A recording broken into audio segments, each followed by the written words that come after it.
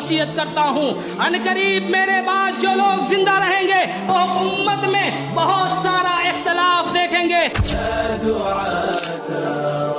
اس کے بعد اللہ کے نبی صلی اللہ علیہ وسلم نے اسی حدیث میں آگے بیان فرمایا فعلیکم بسنتی وسنتی خلفاء الراشدین المہدیین. اے میری امت کے لوگوں جب اختلاف پیدا ہوں گے اس وقت تمہارے لیے ضروری ہے کہ تم میری اور خلفاء راشدین کی سنت کو لازم پکڑنا, تم اسے مضبوطی سے تھام لینا. اے میری امت کے لوگوں تم دین میں نئے نئے کام ایجاد کرنے سے بچنا. فإن كل محدثة بدعة وكل بدعة ضلالة. اس لیے کہ دین میں ہر نیا کام بدعت ہے اور ہر بدعت گمراہی ہے.